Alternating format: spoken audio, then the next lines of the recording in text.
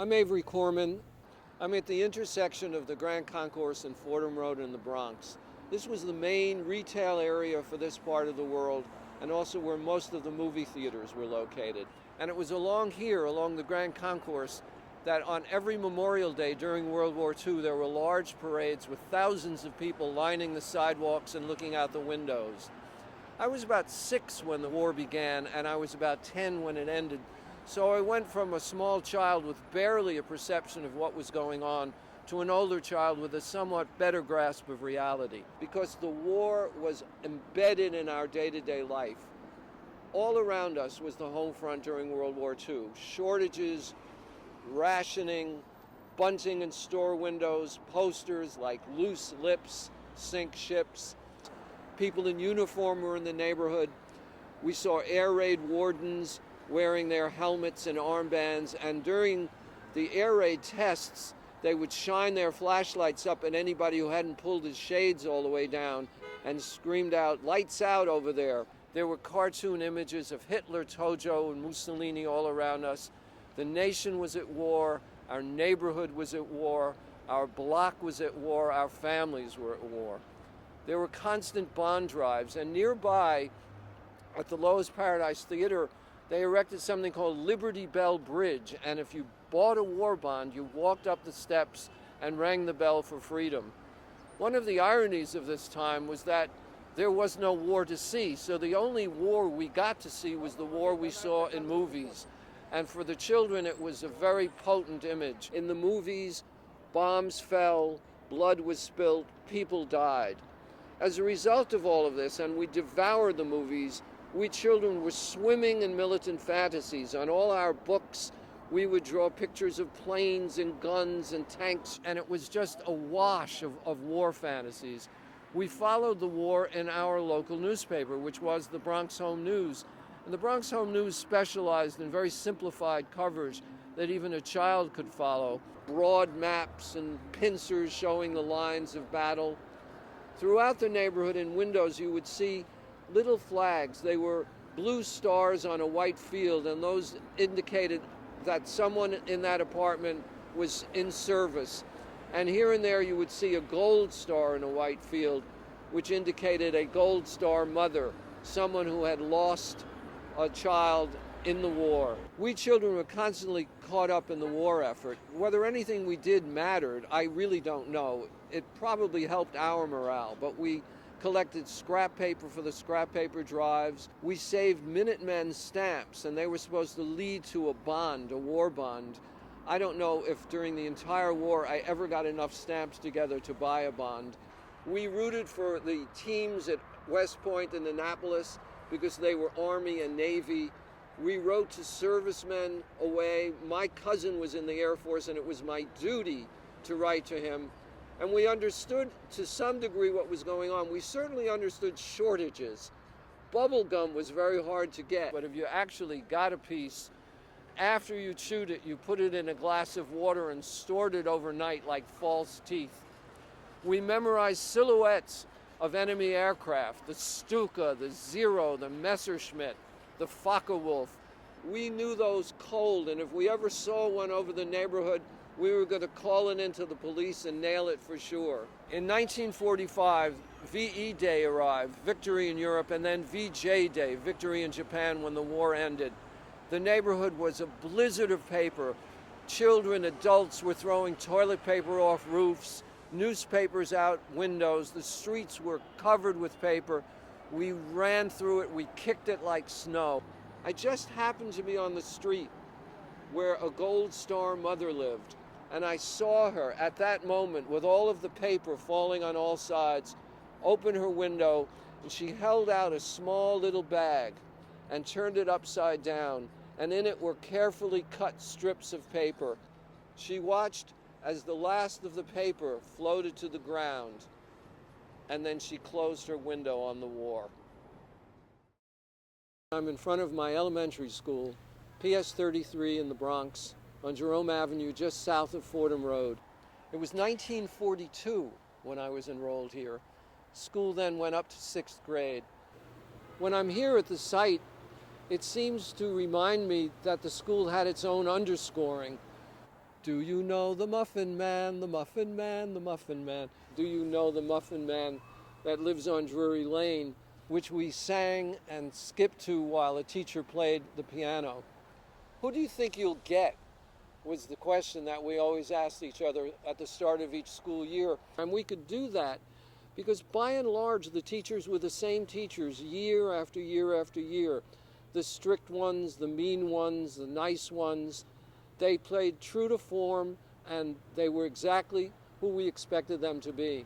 You used to have to bring a handkerchief with you to school and show it. And you had to have book covers for your books, which we bought or we made. One of the great fears is that you would get chicken pox and your family would get quarantined. And you did get the chicken pox and they weren't quarantined. This comes to mind. Now write the numbers that you hear in the third column. 4, 3, 2, 1. These were the insidious hearing tests. They would decrease the volume as you went through the test to the point where you could not hear at all, and you'd be looking around the room to see if any of the other children were still writing their numbers down when you couldn't hear yours. This was the time before ballpoint pens, and we actually had inkwells with wet ink and brought metal tip points on wood pens and dipped them in the inkwells. And we would write with them. We went through all of our elementary school years with ink stains on our fingers. We were taught tolerance. Now, tolerance was to be tolerance for the beliefs and nature of others, which is better than intolerance, but not as far as acceptance. And to drive the point home, we were shown repeatedly a movie called The House I Live In, with a song, The House I Live In, starring Frank Sinatra. This was the Bobby Soxers Frank Sinatra, not the Nelson Riddle Frank Sinatra who came afterward. On June 6, 1944, it was D-Day, and we third graders, most of us who were 8 years old, were sent to various houses of worship to pray for the safe return of our soldiers. Now, the interesting thing about that, third graders, 8 years old, we did not go home to get adults. We just moved freely through these neighborhoods. These were our neighborhoods. We owned them. Many of the teachers in those days were here year after year. Many men who could not get jobs in corporate America because they were Jewish and because of anti-Semitism, or they were Italian American and couldn't get jobs, or Irish American, gravitated toward teaching during the Depression. Girls who were smart in those days couldn't get jobs either. Smart girls were teachers. So we had in place for us when we came through in the 40s and 50s this really, really outstanding group of people who at another time never would have been in the teaching profession. They were solid, conscientious, intelligent people, and we, children of the working class, were privileged in having them as our teachers, people who in a later day wouldn't have been in teaching at all. This was a co-ed school. To the boys, the girls weren't alien. They were our buddies. We played games with them. They had the same fears as we did in school. Like my friend Cecilia Klein, who sent a photocopy to me of the page I autographed in her souvenir graduation book in 6th grade. An early literary effort of mine. I wrote, "Good luck, you dumb cluck." And then from here, we went to all girls and all boys junior high schools, and mostly all girls and all boys high schools. So we moved from what was an absolutely even, wonderful social arrangement to a place of distance. I have to say, I still haven't gotten over it. I'm on Creston Avenue between Field Place and 184th Street in the Bronx. This street was the street game stadium of my youth. Most people, when they go back to a place they grew up in, have the same reaction as I am having, which is, I thought it was larger.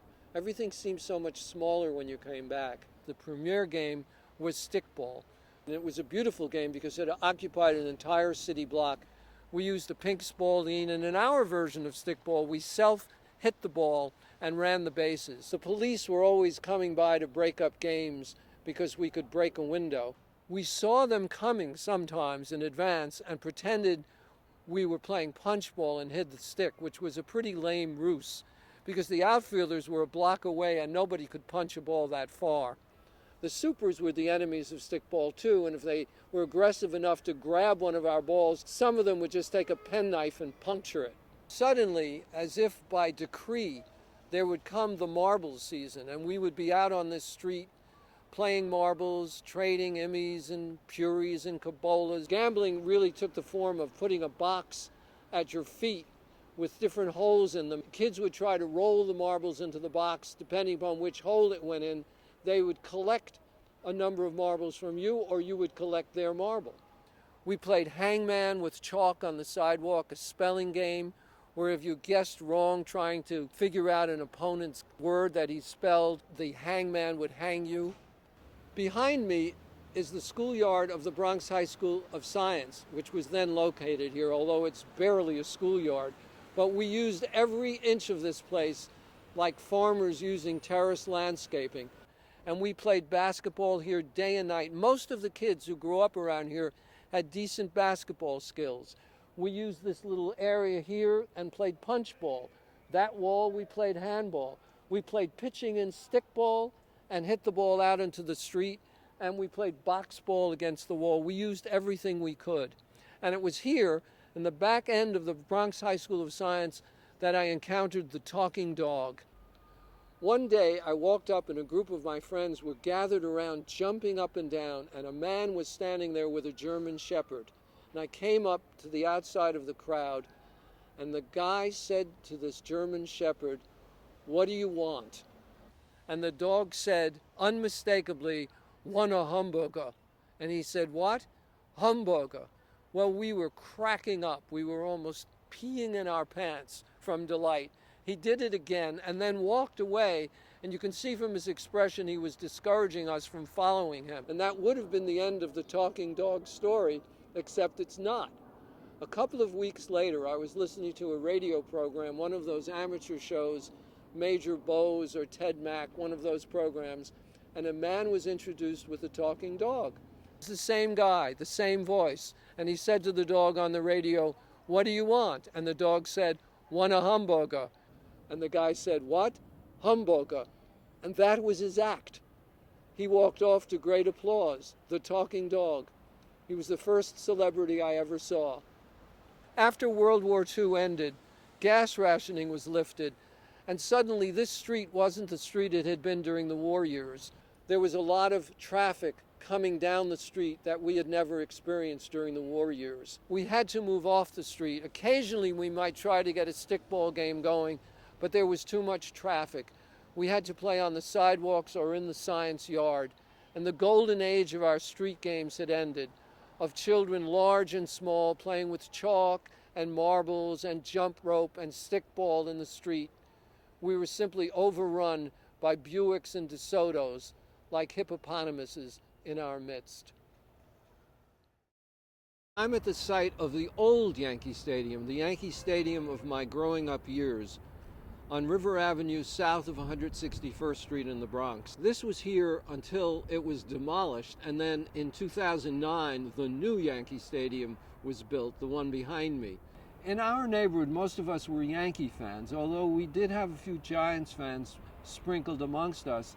The Polo Grounds where the Giants played was only one subway stop away. Ebbets Field, where the Dodgers played, seemed too far. It was in a mysterious place in Brooklyn. In my growing up years, 1947 looms large. I came into a peak of awareness, as did all of my friends, just as Jackie Robinson was signed by the Brooklyn Dodgers, the first African American to ever play Major League Baseball. And that was a really wonderful time to be coming into your own following baseball, because Jackie Robinson was something special on every level. To watch him bedevil pitchers as he took his leads off first, or run from first to third or second home in that choppy gait of his, very rapid, it was a sight to behold, and you never kind of forgot it. He was amazing, and we Yankee fans did not root against the Dodgers, Robinson, or the Giants. There was no interleague play then during the regular season. It was only when they played in the World Series against the Yankees you might have rooted against them. But we were all fans of our local teams. 2 seasons after Robinson came into baseball, the Giants signed Monty Irvin and Hank Thompson, also African Americans, But the Yankees were arrogant in their racism and stubborn, and it took 8 years till 1955 when finally Elston Howard was signed by the Yankees, the first African-American player. There were many notable seasons when we were growing up, and then there was the 1949 season, which was in a separate category. That was the year that Joe DiMaggio missed the first couple of months with an injury, and then he hit .346 for the rest of the season. The Yankees went into the end of the season trailing the Red Sox. The Yankees won both those games, won the pennant, and went on to defeat the Dodgers in the World Series. I had a very good year in 1949. One day my mother gave me a baseball glove, and she said a man she knew in business was a good friend of Joe DiMaggio, and this was Joe DiMaggio's glove. Well, I looked at it, and it looked like an old scuffed baseball glove, and looking closer it said Lynn Larry on it. It was a Lynn Larry engraved glove, and I said to my mother, this is not a Joe DiMaggio glove, it says Lynn Larry on it. Now, Lynn Larry was a pretty good shortstop for the Yankees, and he had a popular glove. I asked my mother, why does it say Lynn Larry if it's Joe DiMaggio's glove? And she was prepared with an answer she was given by this guy. And he said the ball players didn't always use the gloves they endorsed, and Joe DiMaggio liked this model. So the next day I took it up the block to my friends and I announced I had Joe DiMaggio's glove. One of my friends looked at it, examined it closely, and says, it says Lynn Larry on it. They all convened and decided that I just had any old baseball glove, not Joe DiMaggio's glove. So, if a tree falls in the forest and no one is there to hear it, does it make a sound? If you have a glove that you say is Joe DiMaggio's glove and you don't have proof of it, is it Joe DiMaggio's glove? Was it Joe DiMaggio's glove? Beats me. I'm at the site of the Loews Paradise Theater on the Grand Concourse in the Bronx, just south of 188th Street. This was a movie palace in every sense of the word. For reasons that escape me, we used to call it the Loews Paradise. We called all of the theaters in the chain Loews, but this was the Loews Paradise. It opened in 1929, and it was created by a man named John Eberson, who specialized in what he called atmospherics, and these were these palatial movie houses. This theater seated 3,800 people. It was insane inside. Statuary, Italian cupids, statues on all sides, balconies.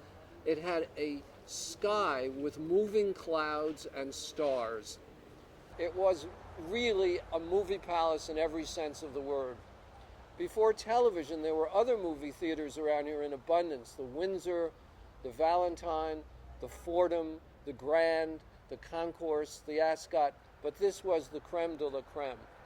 The Ascot, a block and a half from here, was the first and only art movie theater house in the Bronx. It showed foreign films, and my aunt and uncle were deaf mutes, so they loved the Ascot because when they saw a foreign film, they could follow it through the titles word for word. I kept getting gathered up when I was a little boy as members of our family would go to the Ascot. So I actually grew up from a very young and tender age watching classic foreign films. After the war, neo-realist films started coming in, films like The Bicycle Thief, Paisan, Open City. The theater manager didn't know, nor did any of us, that these were going to be considered great films of all time. So he would stand outside the theater after the Friday weekend showing of a movie like Open City and say to the people as they were coming out, so, did you like it? Was it good? And this was Open City. When we got older, I wanted to show that we were smart guys dating a girl who seemed intelligent. To show that we were intellectuals, we took them to the Ascot. Here in the Paradise, the movie customs that we had seemed to have vanished completely from the culture. You wouldn't go to a movie to see a 7:30 show or a 9:30 show. You just went to the movie, and you walked in whenever you arrived. With a double feature, you had a chance of at least seeing one movie intact, but you would often say to somebody after you've gone through the movie, did we come in here? And if you really liked the movie, you'd see it again to the end. Another custom that seems to have vanished is If there were no seats, people would just stand on the side aisles and wait for someone to get up and then occupy the seat. On Saturday mornings, we occupied this place as children for marathons of selected short subjects, as they call them, and cartoons and a double feature. Unfortunately, we had to sit in the children's section, presided over by matrons in uniforms who would shine the lights at us if we talked too loudly, or, which we customarily did, hum through our candy boxes during the love scenes. Stories of the Paradise circulated through the neighborhood. It was always about the Paradise, not about any other movie theaters for some reason. And the stories were told by the big shots, the better ball players or the older guys. And it went something like this. Went to the Paradise, picked up a girl, started a neck, felt her up. This was astonishing to me as an impressionable teenager, how you would even do that. And of course, I didn't, which is why they were the big shots. And here's the thing about those stories. I believed them. I'm standing at the site of what had been my childhood candy store, Fisher's Candy Store, on the corner of the Grand Concourse and Field Place, just south of 184th Street in the Bronx. Now, a major distinction amongst candy stores in those days dealt with a couple of elements: food and bookmakers. Some candy stores served food, usually sandwiches. Other candy stores featured a bookmaker. Sometimes the two coincided. Then there were luncheonettes, which was an entirely different category. Luncheonettes just served food and soda fountain drinks, but they did not carry candy store items. Candy store items were what made candy stores candy store, and these are just a few of them. Spaldings. These were the pink rubber balls that were actually made by Spalding, but we called them Spaldings. So Spaldings, wax lips, Sen-Sen, Broma-Seltzer, playing cards, yo-yos, bubble gum, loose cigarettes, packaged cigarettes, chalk, jacks, baseball cards, compasses, button candy, wax bottles, marbles, packaged candy, Suchard chocolate, say Suchard it said on the package, Bonomo's Turkish taffy, book covers, white paste in a jar, marshmallow twists, halava, erasers, bottled sodas, marble-covered notebooks, pretzels, jawbreakers, pencils, candy in a tin cup with a tin spoon, licorice, pens, pen points, chocolate babies, loose-leaf hole reinforcements, jelly candy, batteries, rulers, cigars, paddle balls, gumdrops, razor blades, candy cigarettes, protractors, Dixie cups, popsicles, fudgicles, mellarolls, coconut squares, harmonicas, comic books, of course, coloring books, crayons, egg creams, malteds, lime rickeys, cherry cokes, flavored sodas, ice cream sodas, fraps, sundaes, loose ice cream, a quart, a pint, a half pint, a Jill, and magazines, pulp fiction, newspapers. These were our candy stores. Along with food, a major difference between candy stores were the bookmakers. These bookmakers were usually found in a candy store that had a sign outside that said "Cars to the Track." If they didn't have a bookmaker on the premises in a Cars to the Track candy store, they certainly knew where to find one. At night, in front of a place like this, the horse players would gather to get the early editions of the News and Mirror so they could begin handicapping the races for the next day. Candy stores were about the most reliable thing in our lives. Whatever you wanted, they got it from the same suppliers. Wherever you were going to get what you wanted. Chocolate licorice was chocolate licorice. This location, Fisher's Candy Store, made something that I've never seen before or since. It was called a frozen malted, and it was sold in a cup or on a stick, which made Fisher's unique among candy stores because people used to come here for it. This was a destination candy store. Now, many people have remembrances of their candy stores with a grumpy candy store owner who used to chase them if they lingered over comic books without buying. That was never my experience. This was the building I lived in, right upstairs. And because I lived in the building, because our family was here, because they saw one of us on a regular basis, because I was a little boy who lived upstairs, for all of these reasons, or some of these reasons, or none of these reasons, Mr. Fisher allowed me to read comic books here, to my heart's content. When I was a little kid, I would scrunch in the corner and read comic books. And when I got older, I could sit in the back and read them. Any comic book in the store for as long as I liked. It made me feel like a rich kid. I'm at the site of Poe Cottage in the Bronx, just south of Kingsbridge Road and the Grand Concourse. This little park was set up for Poe's cottage. Edgar Allan Poe actually lived here from 1846 to 1849. While he was here, he wrote The Bells and Annabel Lee, which gives the Bronx a nice poetic arc. From Annabel Lee to Dion and the Belmonts, Dion DiMucci and Ernie Maresca, who lived not far from here and who wrote Runaround Sue. So we go from Annabel Lee to Runaround Sue. The teachers at my elementary school, PS 33, were into Poe, and they were sure to teach him to us. And he appealed to children. The Raven, with its rolling cadence and repetition, once upon a midnight dreary, we liked that very much. He was our guy, Edgar Allan Poe. I mean, he lived in our neighborhood, unlike, say, Joe DiMaggio, who only worked here. There were a lot of Poe thises and Poe that's as a result of Poe. There was the Poe Garage, the Poe Raven Bar, and right nearby there was the most famous bar in this part of the world, and that was the Poe Cozy Nook. Poe Cozy Nook was a pioneer in advertising. In their subway posters, they used type as the visual with a big question mark, and it was all about what Poe Cozy Nook was, which was essentially a bar with some wit. Their matchbooks advertised flat beer, rotten food, crummy liquor, and lousy service. In this park were dances, and they would bring big bands in and they would play. The dances at Poe Park were a pretty big thing in the neighborhood, but not for me. And in my early years, I was too young to go, and then when I was actually the age when it was appropriate, I was too awkward to go. So the dances at Poe Park were never in my experience here.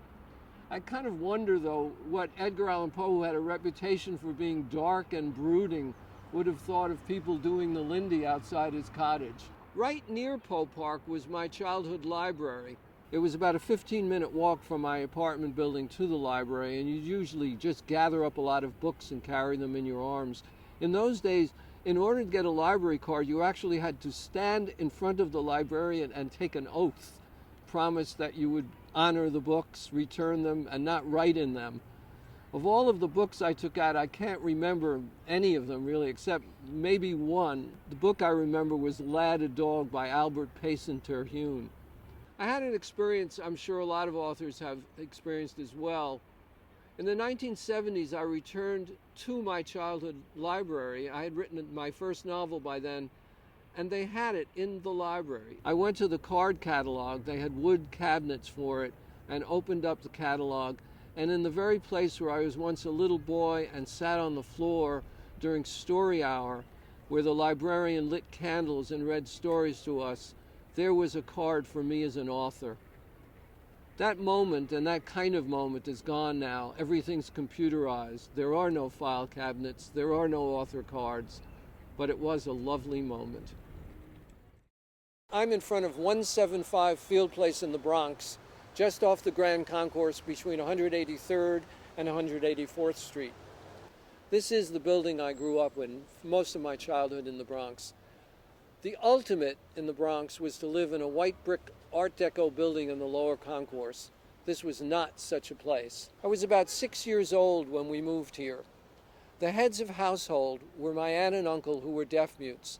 My mother, my sister, and I lived here as boarders in their apartment, along with some cousins of my aunt and uncle's children. My father had disappeared before I was 5 years old, and I never saw him again for the rest of my life. People who know I wrote Kramer versus Kramer, many of them assumed that I was writing about my own divorce. I was not. The rosebud of my life was that my parents were divorced at a time and place when divorce was virtually unknown, and I grew up never knowing my father. We all spoke deaf-mute sign language. It was the second language in the apartment. My name is Avery. My aunt and uncle played a little game with me when I was little, and it went like this. I love you with all my heart. Their friends were deaf mutes. They would come to the apartment, play cards, and communicate in an amazing way. They spelled everything out. They gestured with their bodies, their faces. They were geniuses at communication. With my father gone, in 1941, my mother, with 2 children, my sister and I, to take care of, walked a few blocks from here to Alexander's department store and got a job as a stock clerk for $14 a week. She then became a sales girl, a department manager. This was now post-war, and children's clothing where she was working had changed from simple blouses and skirts to something that was being called children's sportswear. She was at the start of it, and she had an eye for it. She became an assistant buyer. She was hired by J.W. Mays in Brooklyn and traveled a long trip from here out to Brooklyn each day, but she had become a buyer. She now had a full-fledged career. In the 1960s, we moved from this building to a different building down on the Grand Concourse. During all those years of my growing up, my mother used to take me to baseball games, football games, basketball games, hockey games. She didn't have much money in the beginning, so she would take me to the Madison Square Garden hockey games on Sunday afternoons, amateur hockey games, or minor league games of the New York Rovers, and walk all the way up to the upper balcony with me for seats she could afford. On special nights, she would take me to a Rangers game. As I got older, I no longer needed my mother to take me to sports events, and I went with friends. From that point on, my mother evidenced absolutely no interest in sports. She loved theater and would take me to theater, but I never saw her watch a game. She would never have gone to a game with a friend. She would never take me to a game at that point in my life. And I asked her about that years later, her complete lack of interest in sports. She told me, "I thought a boy growing up without a father should go to sports events." I'm standing in front of the building that housed my junior high school. We went to 7th, 8th, and 9th grades here on Creston Avenue, Morris Avenue, and the cross street, 181st Street in the Bronx. It was here that we started to go to different classes rather than just take all of our day's work with a homeroom teacher. There were a couple of classes they taught here that seemed to us to be Depression-era holdovers, like something called showers. Showers seem to us to have been invented earlier for a generation of children who may not have had showers or baths at home and came to school for them. We did not take showers, but it was used as a gym period. And we were all required to take shop, which we thought was also a holdover from the Depression, an attempt to teach boys usable vocational skills, either woodworking or metalworking. I took woodwork, and I was a disaster at it. In order to pass shop, you needed to make an obligatory lamp in the shape of a pump, and the pump handle turned the lamp on or off. I really was disastrous. At one point, the teacher of the class wanted to match our faces with the names in his book and said, "Who is Corman?" And I identified myself, and he said, "Corman, if you pass shop, my name is Santa Claus."